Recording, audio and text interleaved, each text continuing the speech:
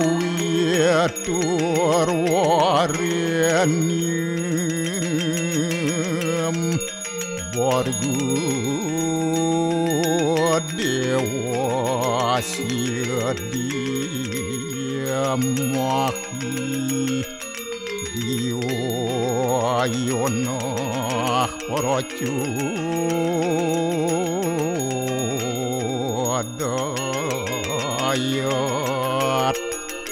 Om narayanu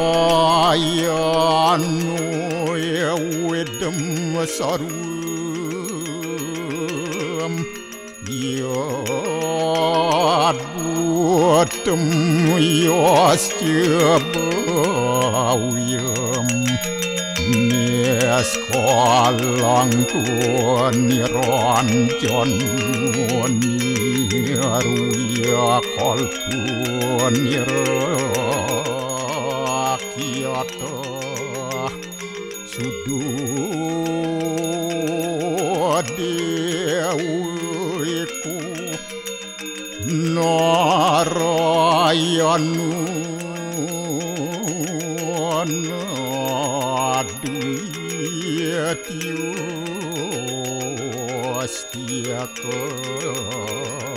Astia Om tuam siwa tuam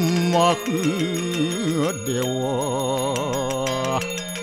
Ia suara param suara Warahma Wisnu asya rudarasya Warusah paryaki ratita Om papuham papakarmaham apa sambawa Rahimam pundaria kaksir Sabahia biantara suci Om kesama dewa Swaru paranya kita angkara Mamuja swaru papidya Alaya suasadya siwa Om kesantauya kaiku dosa Kesantauya wajiku mamu Santauya manaswa dosa Permadat kesamam Om santi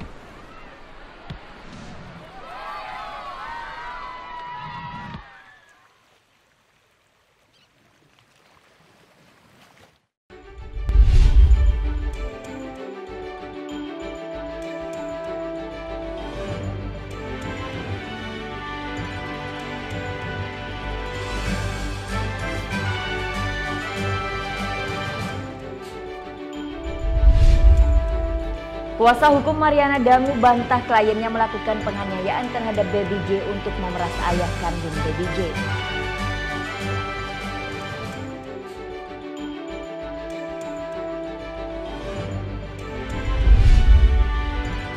"34 tim SAR dari seluruh Indonesia berkumpul untuk adu keterampilan dan ketangkasan.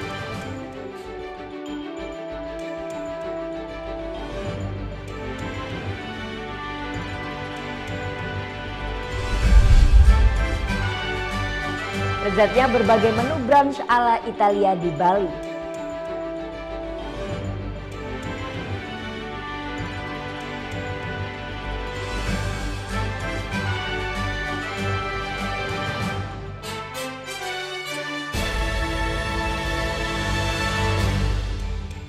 Om Swastiastu.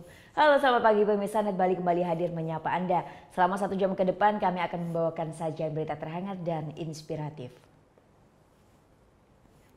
Kriya kreatif berkembang makin beragam, kreasinya pun makin unik-unik. Yang berikut ini diantaranya namanya dessert candle alias lilin hias yang aromanya semanis penampilannya.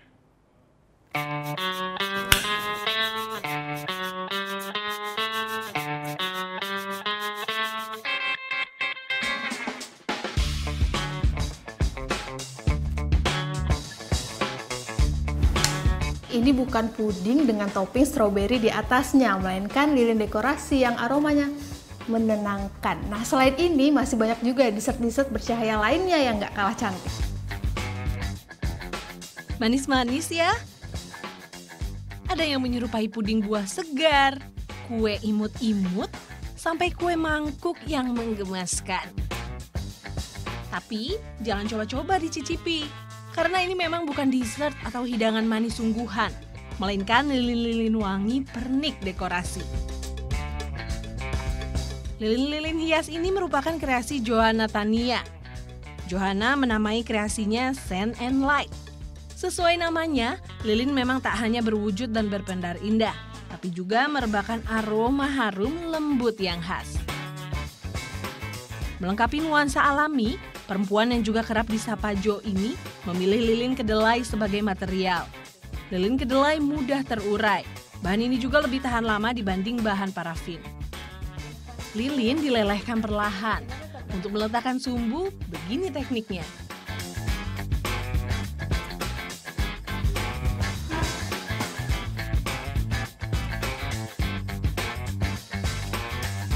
Jadi sumbunya ini udah dilapis pakai bahan lilinnya juga. Supaya pembakarannya lebih bagus nanti, sama jadinya dia bisa tegak ini. Lilin wangi dapat merelaksasi. Efek ini datang dari aroma buah-buahan dan ragam bunga yang turut disematkan. Untuk membuat dekorasinya ini jadi pakai cetakan khusus ya, terbuat dari silikon dan ini emang dipesan secara khusus. Kelebihannya karena cetakan silikon ini lentur, jadi ketika dikeluarkan bentuk lilinnya itu nggak akan rusak, masih utuh beserta detail-detailnya. Lilin wangi berukuran sedang bisa menyala hingga 35 jam. Sedangkan yang berukuran lebih kecil tahan selama sekitar 12 jam. Mbak ini terinspirasi dari mana sih bikin kreasi lilin seperti ini gitu? Bentuknya lucu-lucu banget Mbak. Jadi kalau selama ini aku lihat lilin tuh kan orang kayaknya lihatnya untuk kayak di meja makan misalnya, atau kalau nggak untuk mati lampu gitu. Tapi aku pikir gimana kalau lilin ini bisa jadi kayak sebuah karya seni juga gitu, dan bisa untuk pajangan atau mungkin gift juga. Jadi ada nilai seninya gitu. Bentuk dan aroma lilin bisa dibuat custom atau sesuai keinginan. Pesanan khusus butuh waktu sekitar 3 bulan. Yeay, udah jadi nih buatan saya, cantik banget, lucu. Jadi kalau untuk membuat lilin dekorasi seperti ini ada hal yang harus diperhatikan, yaitu ukurannya ini ya Mbak ya? Iya betul. Ini dekorasi stroberi-stroberinya ini juga nggak boleh terlalu besar atau terlalu tinggi sehingga melampaui gelasnya ini, karena nanti kalau dinyalakan dan mencair bisa meluber kemana-mana. Kayak gini udah paling pas nih. Harga lilin wangi Rp40.000–400.000 per buah. Johanna pasarkan produknya via online, namun tak sedikit peminat datang ke workshop di Tangerang, Banten ini untuk langsung membeli lilin incarannya. Awalnya kan nyari buat di rumah gitu kayak dekorasi apa ya yang lucu-lucu, terus saya search di Instagram dan nemu Sand Light ini. Saya lihat juga bentuknya lucu-lucu dan kayak kue. Kebetulan saya juga suka kue dan ini juga wangi banget dan handmade juga, jadinya saya suka aja gitu, kayak inovasi baru aja yang lucu. Menjadi alternatif pernik dekorasi ruang modern kekinian, lilin hadir dalam berbagai pilihan bentuk. Lilin kerap pula dipesan sebagai buah tangan untuk dapat mendarkan manisnya kenangan. Dara Aurora, Nugrahanto Margo melaporkan untuk NET. Aroma wangi menyeruak dari setiap penjuru kampung unik di Semarang. Di kampung parfum ini hampir semua warganya berjualan parfum racik yang berharga miring.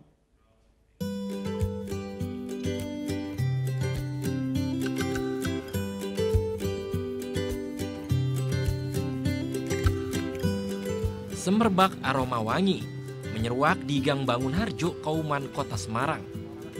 Ya, inilah kampung parfum Kauman yang legendaris. Terkenal sebagai sentra parfum sejak tahun 90-an. Belasan toko parfum berjejer di dalam maupun di luar gang. Awalnya hanya ada satu toko parfum di sini. Dinilai menjanjikan, akhirnya banyak warga tertarik dengan bisnis ini. Gang sempit ini pun berubah menjadi sentra penjualan parfum racik. Aroma parfum yang terkenal tahan lama membuat pembeli terus berdatangan. Karena di sini harganya lebih mede, baunya lebih harum, lebih awet juga. Pantas aja sih, soalnya di sini kebanyakan warganya pada jualan parfum semua. Satu lagi, aroma parfum bisa dipesan sesuai keinginan. Mau aroma kopi, buah-buahan, atau aroma parfum mirip produksi pabrikan ternama, bisa. Baunya pembeli itu dicium-cium, nanti disamakan sama tempatnya saya. Nanti disuruh nyium pembelinya itu. Sama enggak? Tertarik untuk mencoba? Harga parfum di sini dijual mulai dari Rp1.200 hingga Rp1.400 per mililiter. Yusuf Anggara melaporkan untuk NET. Sesaat lagi kita ikuti wisata bersepeda menuruni gunung atau bukit di Danau Buyan. Jadi tetap di NET Bali.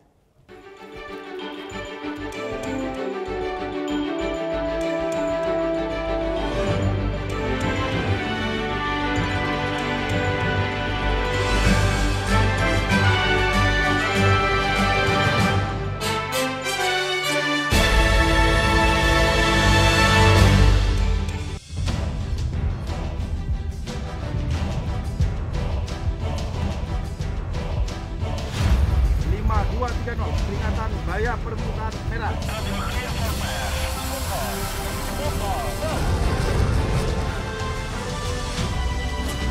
Tembak.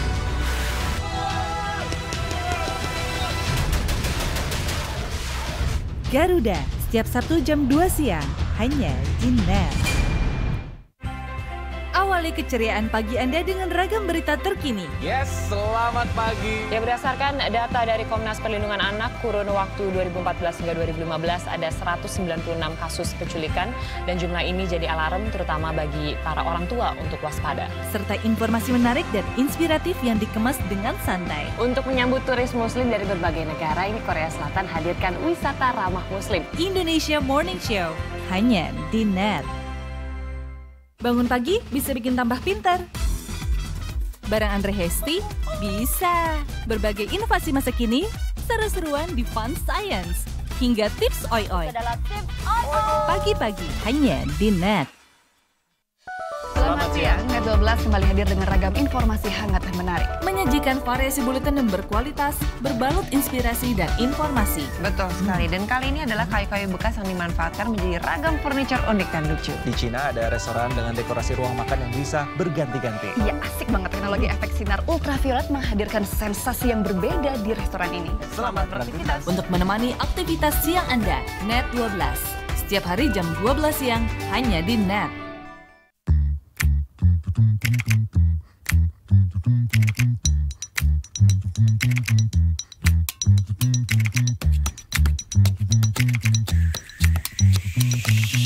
Mengejar mimpi bersama di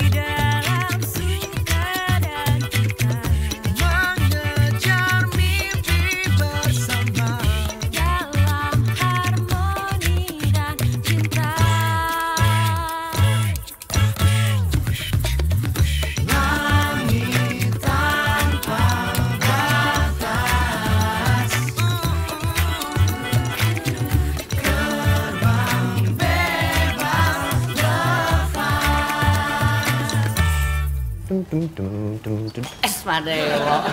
Happy banget, Mas. Kalau gue happy kenapa? Masalah buat lo? Nggak masalah sih, Mas. Ya udah.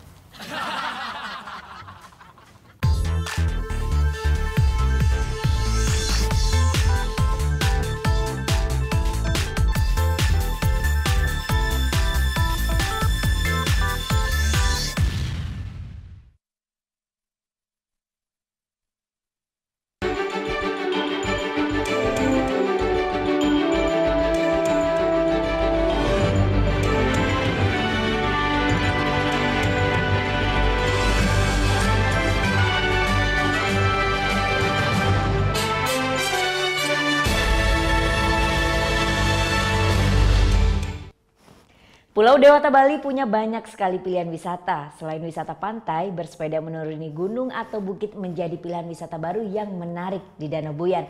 Ya, olahraga sambil menikmati pemandangan, kenapa tidak?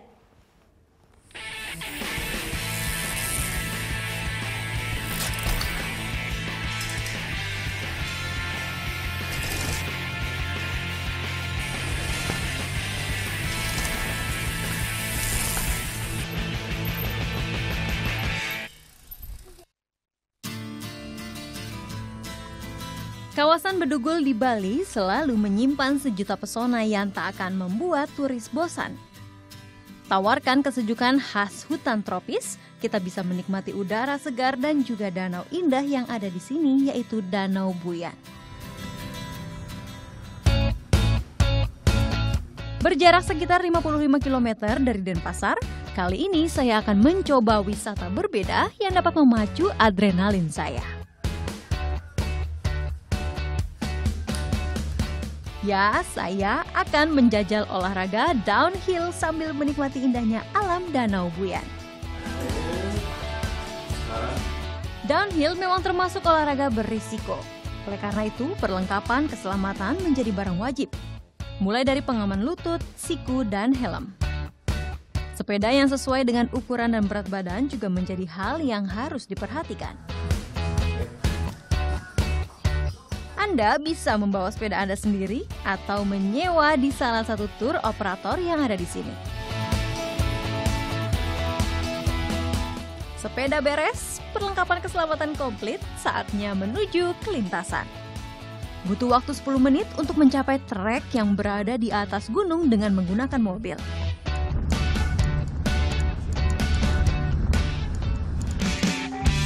Ada 8 pilihan lintasan atau jalur yang bisa kita coba di Bali Bike Park ini. Mulai dari pemula hingga profesional semua ada di sini. Jalur hitam atau merah dengan jump line yang menantang menjadi pilihan atlet profesional.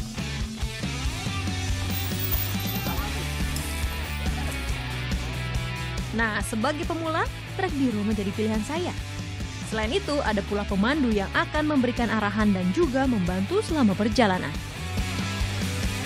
Kita memang juga concern sama orang-orang yang baru pertama kali main sepeda, supaya gimana caranya kita memperkenalkan sepeda gunung dengan cara yang menyenangkan, mudah, step by step ya. Artinya segala sesuatu mulai dengan yang ringan dulu, belajar dulu cross country biar ototnya kuat, kemudian main selalu fun. Pemandangan hutan tropis yang tersaji indah, kicau burung yang tak henti-hentinya bernyanyi menjadi bonus yang menyenangkan.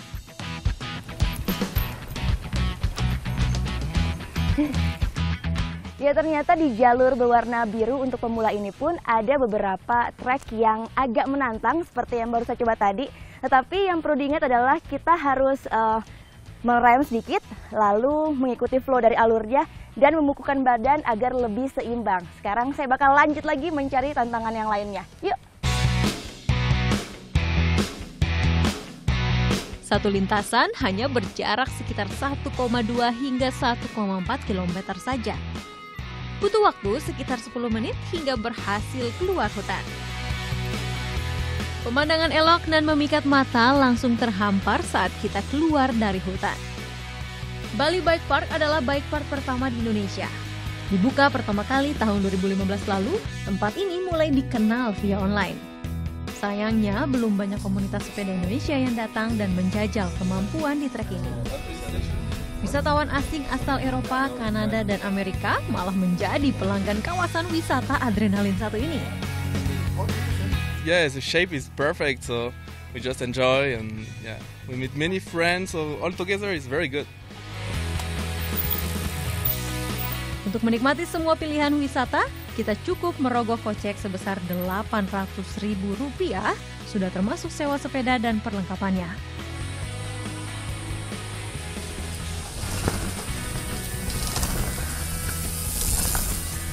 Gita Natalia, Dewa Priawan melaporkan untuk NET.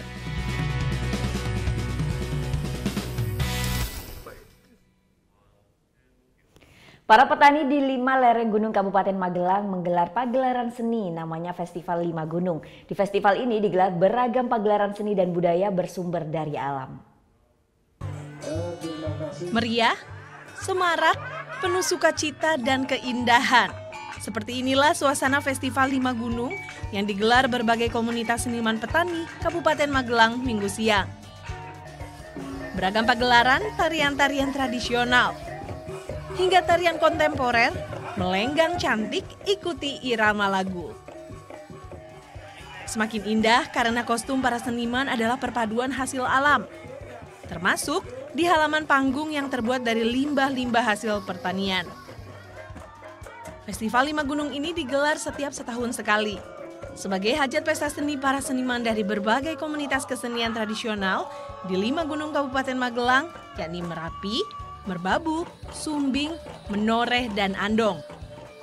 Ikut serta memeriahkan juga hadir seniman dari berbagai daerah di Indonesia. Ya baik, tentu saja di acara Festival 5 Gunung ini membawa kesan tersendiri buat saya karena di sini adalah salah satu wadah kita untuk bersinergi, baik itu antara seniman dari berbagai daerah, juga kita bersinergi dengan alam, dengan masyarakat sekitar. Tidak hanya bersosialisasi seni saja. Tujuan penyelenggaraan festival ini mulia, sebagai ajang memelihara nilai seni dan budaya tradisional, sekaligus mengkritisi perkembangan sosial masyarakat. Ya, kita menyoroti adanya media sosial sekarang yang orang gampang menyebar luaskan informasi tanpa itu dibuktikan kebenaran dulu, tapi orang sudah semakin banyak, semakin mudah untuk menyebarkan, bahkan kalau sesuatu informasi yang tidak benar itu yang jelas itu bagi teman-teman 5 Gunung itu juga sangat bahaya. Tak hanya di satu tempat, tarian dan pagelaran seni ini juga berkeliling di sekitar perkampungan di Gunung Merbabu. Masyarakat pun antusias tumpah ruah di sepanjang jalan. Widodo Setiawan melaporkan untuk NET. Saat lagi kita akan ikuti berbagai berita sepak bola dunia, jadi tetap di NET Bali.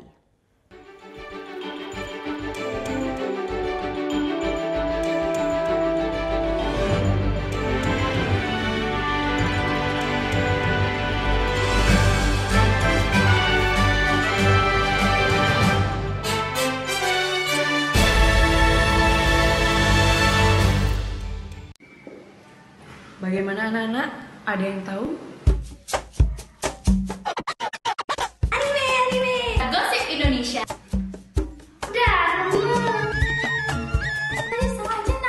Meresahkan warga Indonesia. Oh, so sweet. Top Chart Music minggu ini. Tayangan sehat adalah tayangan yang menghibur sekaligus memberikan informasi yang berguna dan bermanfaat bagi masyarakat. Selamat pagi. In here, aku harus menempatkan seorang personal assistant. Where did you work before? Oh, yes, of course. Yes. Selamat datang di dunia syuting pagi hari. Tadi naik apa kesini Kak Dika? Naik mobil. Oh, naik mobil. Oh, nanti pulangnya bareng kali ya. Ini mbaknya lagi. Sarah Sehan, Senin sampai Jumat jam 9 pagi, hanya di NET. Hai guys, welcome to acara musik nomor 1. Kita mau update tentang ya musisi-musisi yang enak banget juga lagunya. Buat nemenin suasana kayak gini nih. Breakout, hanya di NET. Seorang wanita cantik yang tinggal di Jepang 1 bulan. Belum. Go. Kenapa sih nggak punya pacar tuh kenapa? Iya nih, lagi jomblo. Sama dong, buset. Kayak kacakan banyak yang berhubung. Mereka terlalu lucu untuk dilewatkan.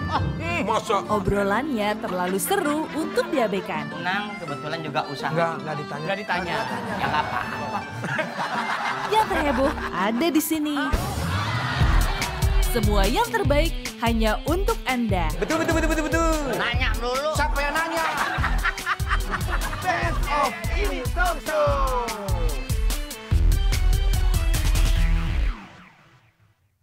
Saya yakin Anda juga PHP nih pada supir-supir angkot terutama. Gimana? Bang, nanti turun depan ya. Begitu berhenti, set, Anda turunnya samping. Waktu Indonesia bercanda, hanya di NET. Oke Jack, dengan Mbak Luna. Kok lama banget sih Mbak?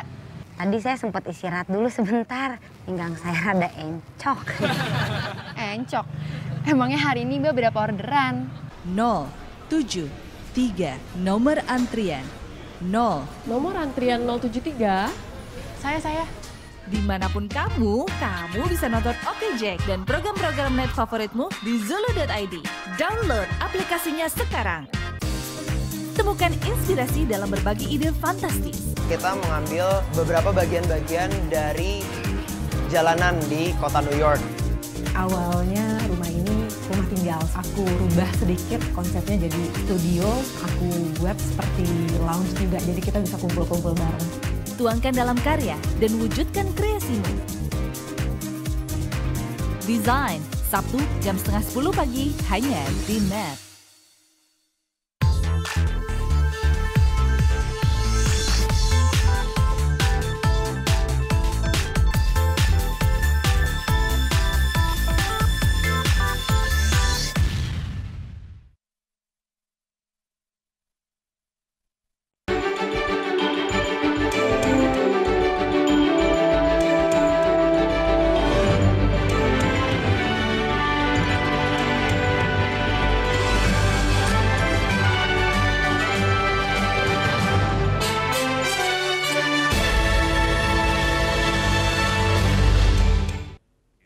Rekrutan baru Paris Saint-Germain Dani Alves menjalani debut gemilang bersama Le Parisien. Alves sukses cetak 1 gol dan 1 assist untuk membawa PSG mengalahkan juara Ligue 1 Perancis musim lalu AS Monaco dengan skor 2-1. Jagat sepak bola Prancis menjadi yang pertama membuka musim 2017-2018 dengan menggelar Piala Super Prancis atau Trophée des Champions yang mempertemukan juara Ligue 1 AS Monaco melawan juara Piala Liga Paris Saint-Germain. Dihelat di Grand Stade de Tanger, Maroko, Monaco yang tampil di bawah tekanan dengan hanya menguasai 35% ball possession justru mampu unggul lebih dulu pada menit ke-30 lewat gol Djibril Sidibé. Di laga ini, rekrutan baru PSG Dani Alves sukses membuktikan dirinya masih berkualitas, meski sudah memasuki usia senja. Alves berhasil mencetak gol penyama kedudukan pada menit ke-51. Tidak sampai di situ, mantan pemain Barca dan Juventus ini juga berkontribusi bagi gol kemenangan Le Parisien lewat assist yang berhasil dituntaskan oleh Adrien Rabiot pada menit ke-63. PSG sukses meraih gelar perdananya di musim ini dengan keunggulan 2-1. Raihan ini membuat Le Parisien sudah mengumpulkan total 7 gelar juara Piala Super Prancis, atau tim kedua tersukses di ajang ini setelah Olympique Lyon yang total mengoleksi 8 gelar. Selain itu, Paris Saint-Germain juga mampu mempertahankan gelar ini selama 5 musim berturut-turut. Hanya kurang 1 musim lagi untuk menyamai rekor Lyon yang sukses mempertahankan Piala Super Prancis selama 6 musim, yakni dari pembuka musim 2002 hingga 2008.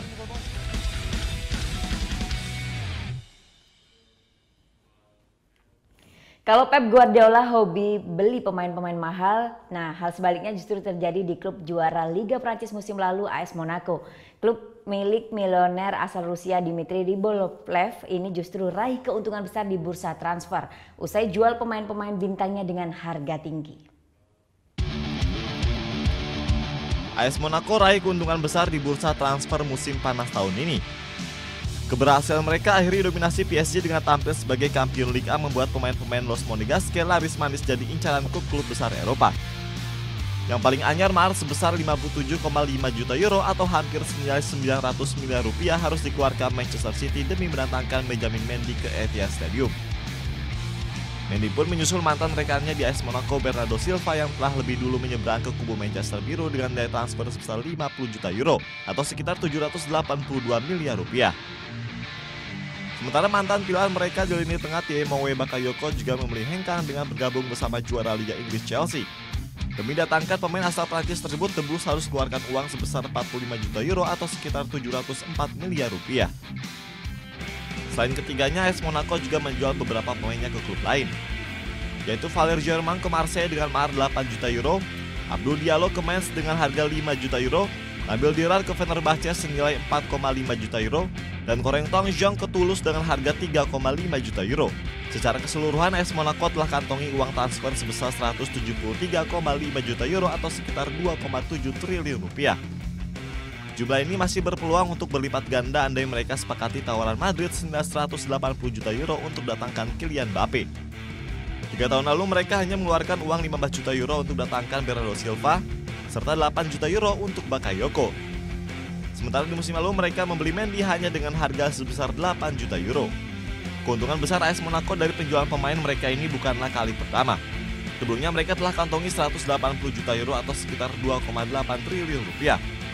Setelah menjual pemain-pemain bintangnya seperti Yannick Carrasco, Anthony Martial, Geoffrey Kondogbia, Layvin Kurzawa, serta Ayman Abdennour di 2 bursa transfer musim panas sebelumnya.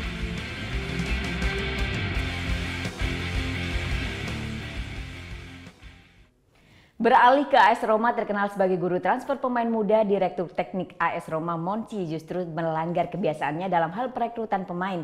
Tapi terlepas dari itu, Roma udah mulai merasakan nih keuntungan dalam hal penjualan pemain.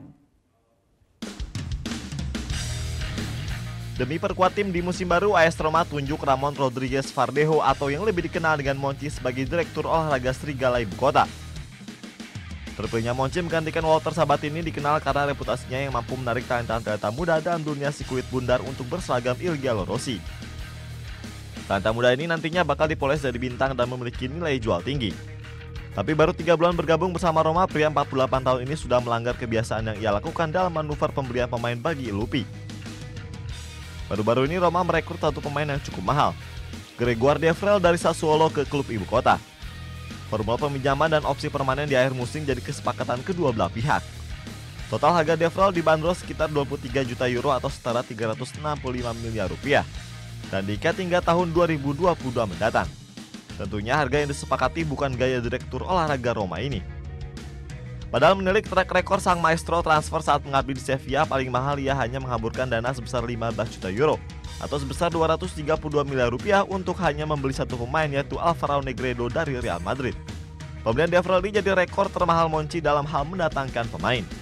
Tak hanya cerita soal Devrel, kedatangan Alexander Kolarov ke AS Roma pun kembali melanggar kebiasaannya membeli pemain. Meski bukan soal harga transfer, tapi umur bek sayap asal Serbia ini yang sudah mencapai 31 tahun. Hal ini kembali tegaskan keanehan Monchi yang biasanya mendatangkan pemain muda, justru tertarik untuk membeli pemain dengan usia lebih dari 30 tahun. Apalagi sebelum melanglang buana ke Liga Inggris tahun 2010 silam, ia pernah berseragam Lazio yang notabene sebagai rival abadi AS Roma. Kolarov sendiri didatangkan AS Roma usai menandatangani kontrak berdurasi 3 musim dengan nilai transfer sebesar 5 juta euro atau sebesar 77 miliar rupiah. Tapi di luar kebijakan anehnya dalam mendatangkan 2 pemain tadi, strategi Monchi untuk menghasilkan keuntungan dalam hal penjualan pemain sudah mulai terasa. Penjualan Mohamed Salah ke Liverpool dengan nilai 42 juta euro ditambah bonus 8 juta euro sukses memecahkan rekor penjualan pemain Lupi. Selain itu, Monchi juga sukses menjual Antonio Rudiger, Mario Rui, serta beberapa nama lainnya dengan bayaran yang cukup tinggi. Total di bursa transfer kali ini Roma sudah mengantongi 133 juta euro atau sekitar 2 triliun rupiah. Dengan hasil penjualan ini, Roma sudah memulai manuver transfernya mendatangkan beberapa talenta baru, yang membuat fans Roma harus sabar melihat hasil karya tangan guru mengorbitkan bintang-bintang Serie A di masa mendatang. Walaupun bawa banyak keuntungan, tapi agenda pramusim ternyata juga bisa bawa malapetaka buat klub-klub papan atas Liga Inggris. Soalnya bukan tak mungkin pemain andalan klub-klub tersebut justru alami cedera di fase ini hingga harus absen saat kompetisi yang sebenarnya dimulai. Jalani masa pramusim jauh dari markas klub sepertinya sudah jadi kewajiban bagi klub-klub papan atas Liga Inggris. Meski harus lewati jarak ribuan kilometer, klub-klub tersebut selalu antusias untuk jalani latihan ataupun pertandingan di berbagai penjuru benua. Selain pundi-pundi uang, kedekatan dengan fans di luar Inggris menjadi alasan utama. Meski begitu, ternyata ajang pramusim ini bisa membawa malapetaka bagi klub-klub tersebut karena cedera pemain yang senantiasa menghantui. Apalagi faktor kelelahan akibat penerbangan yang jauh dan jet lag akibat perbedaan waktu yang signifikan menambah risiko cedera seorang pemain. Salah satunya terjadi pada winger andalan Chelsea Pedro Rodriguez. Pemain asal Spanyol tersebut alami cedera kepala saat berbenturan dengan kiper Arsenal David Ospina saat jalani laga uji coba di Cina. Akibat kejadian ini, Pedro alami beberapa patah tulang di bagian kepalanya dan harus beristirahat selama 10 hari. Nasib lebih baik dialami oleh dua pemain Manchester United, Juan Mata dan Ander Herrera. Meski sempat alami cedera di laga kontra Real Salt Lake, kondisi Mata kini telah membaik dan dipastikan akan segera kembali merumput bersama Setan Merah. Kabar baik juga datang dari Herrera, karena cedera yang dialaminya di laga kontra Real Madrid tak akan membuatnya absen dalam kurun waktu yang lama. Pertandingan pramusim memang bagian penting sebuah klub untuk mempersiapkan fisik jelang kompetisi yang bergulir. Namun menggelar pramusim jauh di luar negeri telah memperbesar resiko cedera para pemain, yang bisa saja menambah penderitaan klub yang sudah memiliki pemain-pemain cedera sejak musim sebelumnya. Seperti yang terjadi pada Eden Hazard, Ross Barkley, Ashley Young, hingga Marcus Rojo.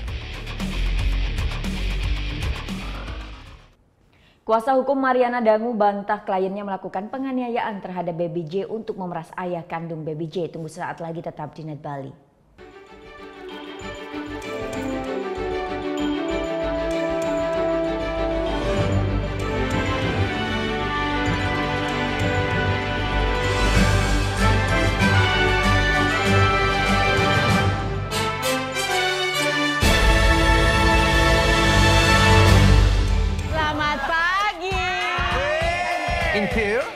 In here, aku harus menempatkan seorang personal assistant. Where did you work before?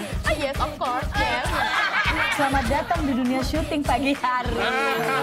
Tadi naik apa kesini Kak Dika? Naik mobil. Oh, naik mobil. Nanti pulangnya bareng kali ya. Ini mbaknya lagi. Sarah Sehan, Senin sampai Jumat jam 9 pagi, hanya di Net. Hai guys, welcome to acara musik nomor 1. Kita mau update tentang nih ya musisi-musisi yang enak banget juga lagunya. Buat nemenin suasana kayak gini nih. Breakout, hanya di Net. Seorang wanita cantik yang tinggal di Jepang 1 bulan. Belum. Go, kenapa sih nggak punya pacar tuh kenapa? Iya nih, lagi nunggu. Sama dong. Kayak kacakan banyak yang menunggu. Saya yakin Anda juga PHP nih pada supir-supir angkot terutama. Gimana? Bang, nanti turun depan ya. Begitu berhenti, set, Anda turunnya samping. Waktu Indonesia bercanda, hanya di Net. Oke Jack, dengan Mbak Luna. Kok lama banget sih Mbak? Tadi saya sempat istirahat dulu sebentar, pinggang saya rada encok. Encok? Emangnya hari ini Mbak berapa orderan? 073, nomor antrian 0. Nomor antrian 073? Saya. Dimanapun kamu bisa nonton Oke Jack dan program-program Net favoritmu di Zulu.id. Download aplikasinya sekarang.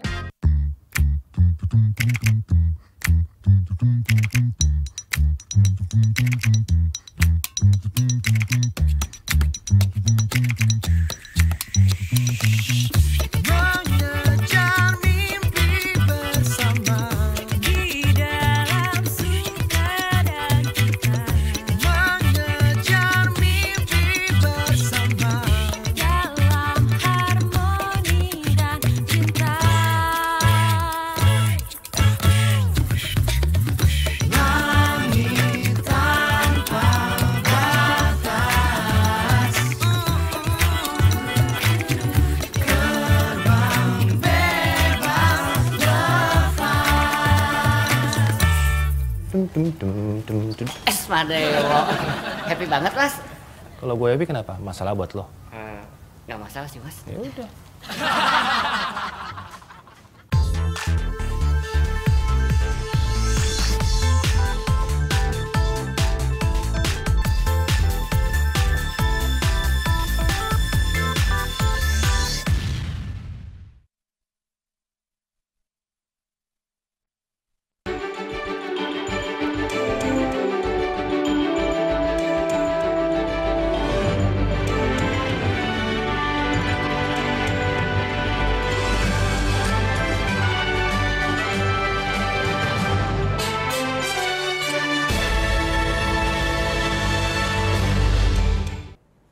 Ya, kembali di Net Bali, kuasa hukum Mariana Dangu tersangka kasus penganiayaan anak kandungnya sendiri bantah kliennya melakukan penganiayaan terhadap Baby J untuk memeras ayah kandung Baby J. Pasca hasil pemeriksaan kepolisian daerah Bali terhadap Mariana Dangu, ibu kandung Baby J, ia menyatakan bahwa video kekerasan terhadap Baby J dibuat untuk memeras ayah kandung Baby J. Kuasa hukum Mariana Dangu menyayangkan saat pemeriksaan berlangsung Mariana tak didampingi oleh kuasa hukum. Menurut kuasa hukum, Mariana Dangu membuat video tersebut setelah dirinya terprovokasi oleh pernyataan ayah Baby J. Saat itu, Mariana meminta uang kepada ayah Baby J karena anaknya sedang sakit dan membutuhkan biaya untuk pengobatan Baby J. Karena berada dalam tekanan psikologis, Mariana akhirnya merekam peristiwa kekerasan tersebut saat sedang melakukan video call dengan ayah Baby J yang berada di Austria.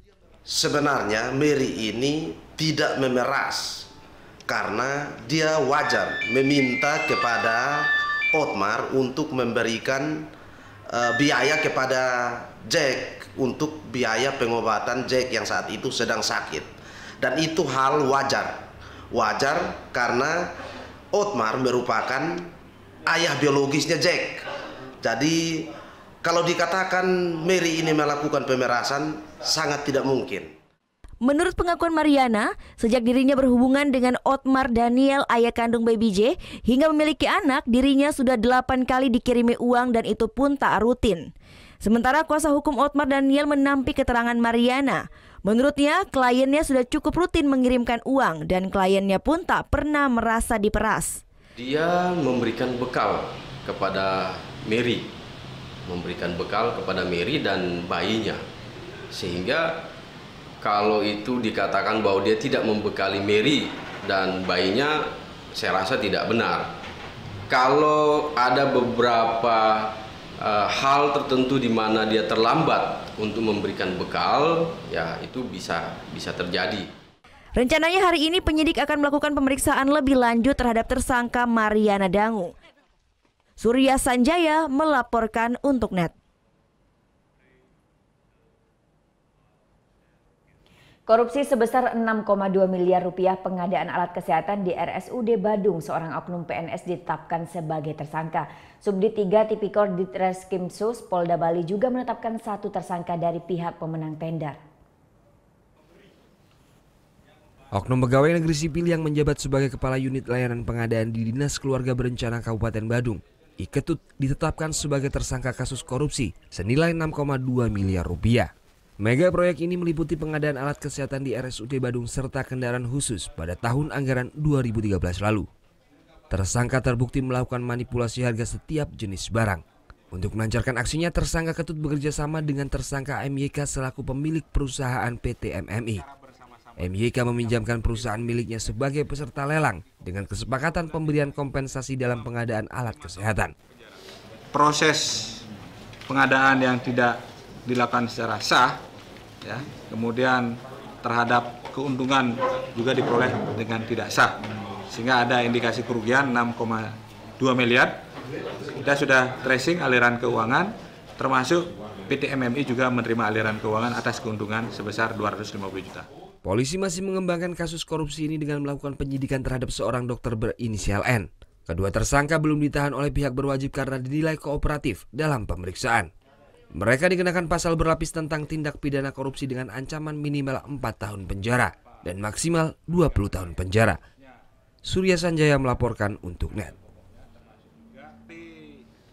Direskrimsus Polda Bali tetapkan 5 tersangka dalam kasus pemalsuan dokumen kapal yacht buatan Prancis. Dalam kasus ini negara dirugikan karena kehilangan pendapatan pajak impor sebesar 1 miliar lebih.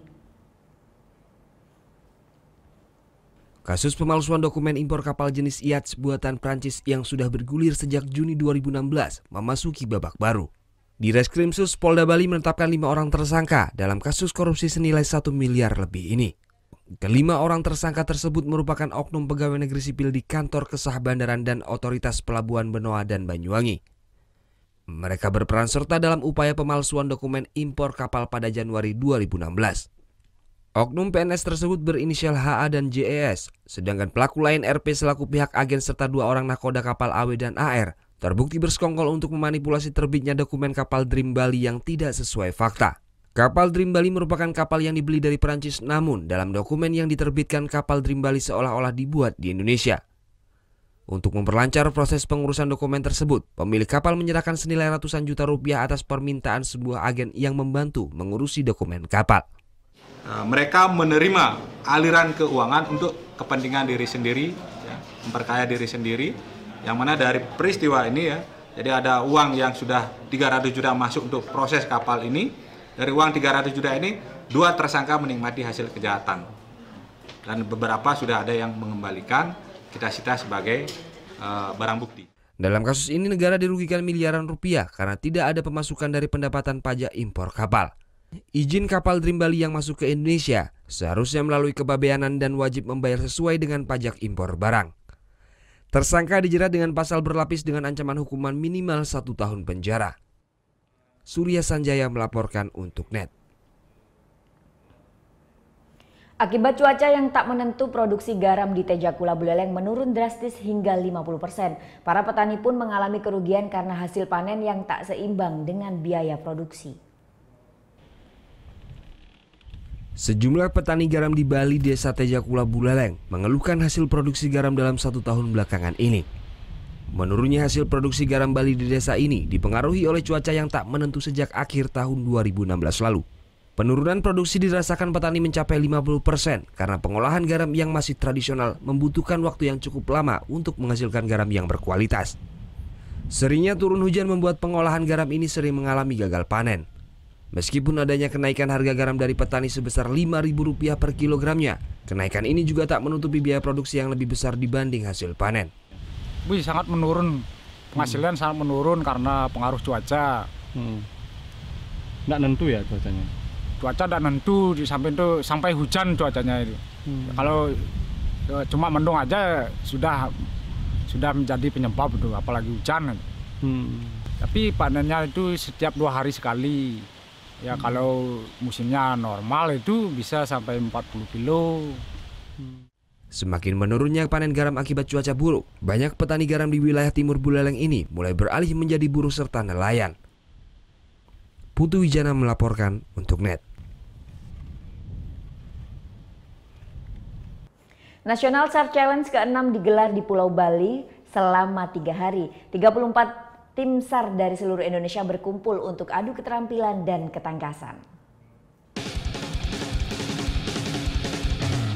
Selasa pagi, Lotus Area di Garuda Wisnu Kencana Jimbaran dipenuhi ratusan anggota SAR terbaik dari seluruh Indonesia. Sebanyak 34 tim berlomba untuk menjadi yang terbaik dalam gelaran National SAR Challenge yang ke-6. Acara ini berlangsung selama 3 hari hingga 3 Agustus nanti. Di hari pertama, para peserta harus menunjukkan keterampilan penyelamatan korban cedera di lembah yang curam atau yang disebut High Angle Rescue Technique. Dibutuhkan kerjasama tim yang baik agar korban dan 2 orang rescuer yang turun ke jurang dapat dievakuasi kembali ke permukaan. Misi penyelamatan ini semakin susah karena masing-masing tim harus selesai hanya dalam waktu 20 menit saja. Memperlombakan 3 kategori penyelamatan di lembah, bangunan runtuh hingga air. Semua lomba membutuhkan keahlian tim maupun personal. Diharapkan event ini dapat meningkatkan daya improvisasi anggota SAR dalam menghadapi berbagai situasi sulit di lapangan. Jadi setiap tahun kita laksanakan latihan ini dan ini sudah yang ke-6. Dan kita menginginkan peningkatan setiap tahunnya sehingga kemampuan personil Basarnas itu lebih handal dan cepat sehingga respon time yang diinginkan oleh masyarakat supaya cepat dalam rangka mencari dan menolong itu bisa ditingkatkan. Semua tim yang bertanding sudah bersiap sejak beberapa bulan sebelumnya. Latihan melingkupi kesiapan fisik dan juga mental. Mereka pun berharap National SAR Challenge akan terus diadakan setiap tahunnya. Semoga terus berkelanjutan untuk meningkatkan kemampuan rescuer-rescuer di seluruh Indonesia. Motivasi nggak sih ini? Sangat memotivasi sekali rescuer-rescuer di seluruh Indonesia. Menumbuhkan semangat jiwa korsa. Semangat. Diadakan di lokasi wisata yang terkenal di Bali, ajang adu keterampilan penyelamatan ini menarik minat banyak wisatawan. Tak sedikit wisatawan mancanegara yang menonton bahkan berfoto di area lomba. Gita Natalia, Andi Setiawan melaporkan untuk NET.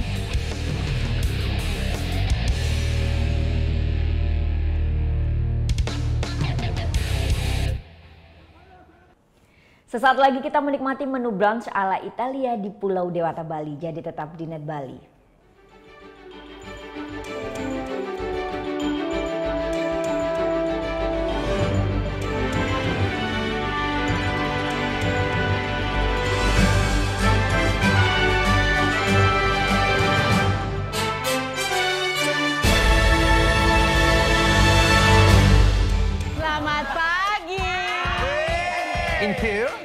In here, aku harus menempatkan seorang personal assistant. Where did you work before? Oh yes, of course. Yes.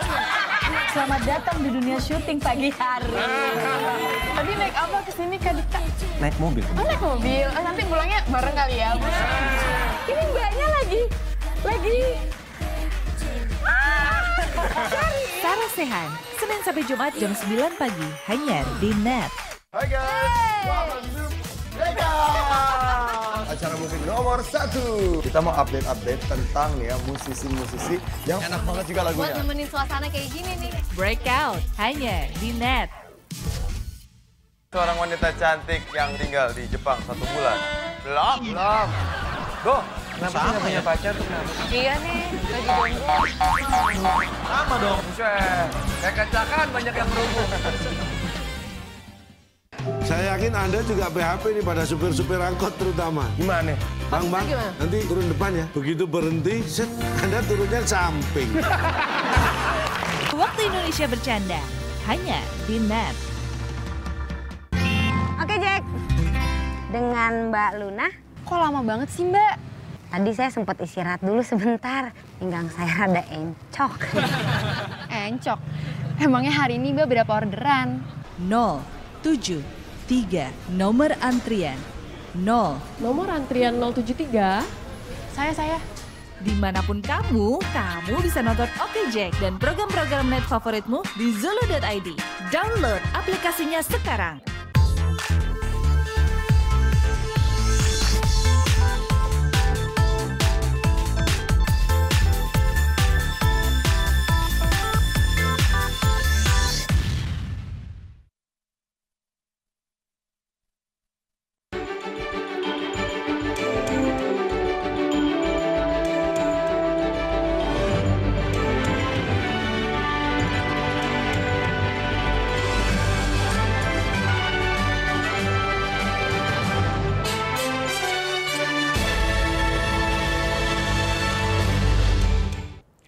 Berawal dari tradisi masyarakat di negara barat menyantap makanan di antara jam sarapan dan makan siang alias brunch kini jadi tren dan bahkan gaya hidup masyarakat Indonesia.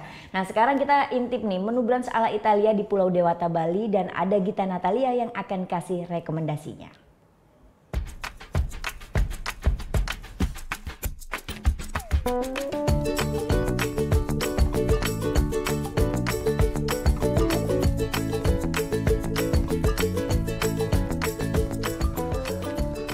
Makan bareng teman atau keluarga di antara jam sarapan dan makan siang alias brunch di Pulau Dewata, Bali. Pilihan restorannya banyak banget. Menu yang ditawarkan juga macam-macam. Nah, bagi penggemar makanan Italia, bisa coba ke restoran di The Westin Resort Nusa Dua ini. Usung tema Prego Pandai Family Brunch. Setiap akhir pekan, restoran ini khusus sajikan menu otentik negeri pizza. Yap, selain pizza, tentu saja ada pasta. Pilihan jenis dan sausnya beragam. Tinggal pilih sesuai selera. Nah yang saya cobain ini adalah pasta bernama Farfalle Arrabbiata. Pastanya itu lembut banget ya karena memang homemade dari chefnya langsung. Sedangkan saus arrabbiatanya berasa banget tomatnya dan seger banget. Pokoknya ini enak banget. Dan satu lagi, serasa langsung datang dari Italia. Bagi penganut makanan sehat, jangan khawatir. Ada pilihan menu sehat ala Mediterranean Diet. No, absolutely not. Well, it's because we don't believe in MSG. MSG is something that is creating chemical to make the food taste good. So if you have a good chef, which he trains well, my chefs or your chef that are working under you, and you follow the traditions and recipes, the food is tasty by themselves. Bagi yang datang bersama keluarga, resto ini punya wahana permainan edukatif.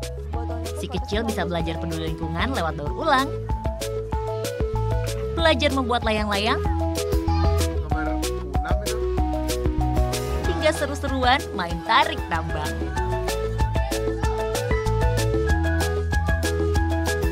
Well, I don't see my kids, so that's great. So I can have a quiet and calm lunch.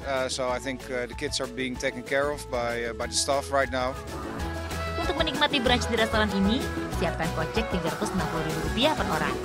Aneka menu khas Italia bisa dicicipi sepuasnya. Gita Natalia, Adi Setiawan, melaporkan untuk NET. Selanjutnya kita mau bahas chef nyentrik asal Turki, Nusret Gökçe atau yang dikenal dengan Salt Bae. Nah, yang satu ini nih selalu sukses bikin heboh netizen. Video barunya memotong daging diiringi lagu Despacito sudah ditonton lebih dari 2,6 juta kali.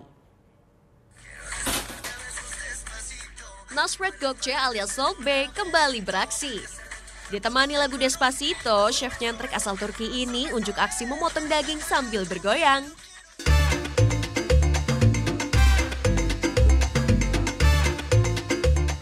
Hasilnya, kurang dari 24 jam diunggah ke Instagram, video aksi Salt Bae banjir komentar netizen. Dan telah ditonton lebih dari 2,6 juta kali.